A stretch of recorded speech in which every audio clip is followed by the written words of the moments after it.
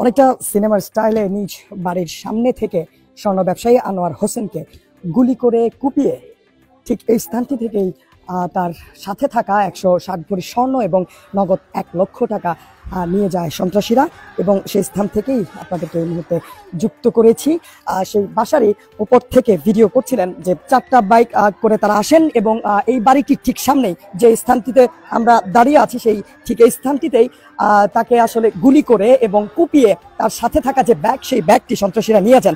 এবং আমরা যতটুকু ইতিমধ্যে জানতে পেরেছি আনোয়ার হোসেনের স্ত্রী হোসনে আরা আক্তার পান্নার কাছ থেকে, তিনি আমাদেরকে নিশ্চিত করেছেন যে তার শরীরে 4টি গুলি লেগেছে এবং তার দুই পাশে 2 হাতে কুপিয়েছে সন্ত্রাসীরা এবং তার সাথে ছিল 160 ভরি স্বর্ণ। যেহেতু তিনি স্বর্ণের ব্যবসায়ী সেহেতু তিনি দোকান বন্ধ। ভিডিওটা আসলে আমি পেয়েছি, আসলে আমি নিজের হাতে ভিডিও করিনি। আমার বাসা হচ্ছে 5 নম্বর রোডে। তো আমরা নিচেই চা খাচ্ছিলাম ওই মুহূর্তে, এমন হঠাৎ আমরা আওয়াজ শুনতে পাই এবং মানুষ দৌড়াদৌড়ি করে। ওই মুহূর্তে আমরাও আসলে এখানে আসি। আসার পরে আসলে জানতে পারি যে 4টা বাইক ছিল সাথে এবং ওনাকে 6 রাউন্ড গুলি করা হয়েছে এবং 4 রাউন্ড মতো গুলি ওনার গায়ে লাগছে। কথা বলছিলাম যার ভিডিওটি ইতিমধ্যে সামাজিক যোগাযোগ মাধ্যমে ভাইরাল হয়েছে সেই শাওনের সাথে। এবং আমরা দেখতে পাচ্ছি যে আইন শৃঙ্খলা রক্ষাকারী বাহিনীর সদস্যরা ইতিমধ্যে বনশ্রীর এই গলিটিতে যে কটি সিসিটিভি ক্যামেরা আছে সেই সব সিসিটিভি ক্যামেরাগুলো শনাক্ত করছেন এবং সন্ত্রাসী যারা ছিলেন তারা এই সড়কটি ব্যবহার করে পালিয়েছেন। এবং গ্যারেজে এমনি হাঁটাহাঁটি করতেছিলাম, তখন গুলির শব্দ শোনা গেল। তখন ভাবলাম হয়তো কোনো বিয়ের অনুষ্ঠান বা কিছু। হঠাৎ দেখি যে না, এটা তো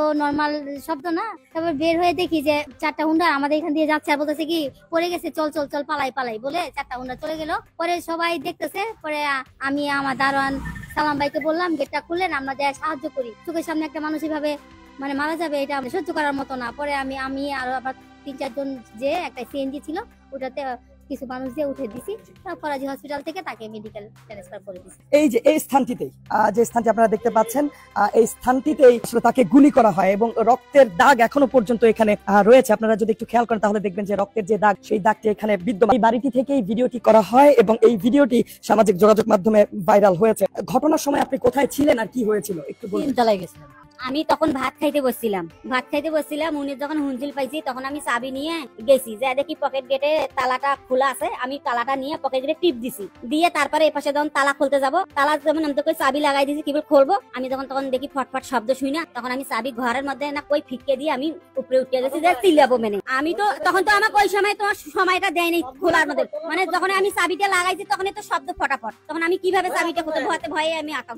আমি তো তা কইতে পারবো না তারা কয়জন আছিল। দর্শক, আমরা এই মুহূর্তে অবস্থান করছি স্বর্ণ ব্যবসায়ী আনোয়ার হোসেন যে বাড়িতে ভাড়া থাকেন সেই বাড়িটিতে আমরা এই মুহূর্তে অবস্থান করছি এবং সেখানে আমরা যে গার্ড তার সাথে আমরা কথা বলার চেষ্টা করছিলাম এবং সে তুলে ধরছিল তার ঘটনাটি। এবং এই বাড়িটির ঠিক অপোজিটে যে বাড়িটি রয়েছে সেই বাড়িটির সামনেই আপনারা দেখতে পাচ্ছেন ঠিক এই স্থানটিতেই তাকে গুলি করা হয় এবং কোপানো হয় এবং কুপিয়ে তার সাথে থাকা 160 ভরি স্বর্ণ এবং 1 লক্ষ টাকা নিয়ে গেছে এমন অভিযোগ কিন্তু করছেন আনোয়ার হোসেনের স্ত্রী হোসনে আরা আক্তার পান্না। এবং আপনাদেরকে একটু যদি সামনের দিকে নিয়ে যাওয়ার চেষ্টা করি তাহলে আপনারা দেখতে পাবেন যে পুলিশের যে গাড়ি, রামপুরা থানা পুলিশের যে গাড়ি, সেই গাড়িটি এখনো পর্যন্ত এখানে অবস্থান করছেন এবং সড়কটির যে প্রবেশ পথ সেখানে সেনাবাহিনীর সদস্যরা সেখানে রয়েছেন। এবং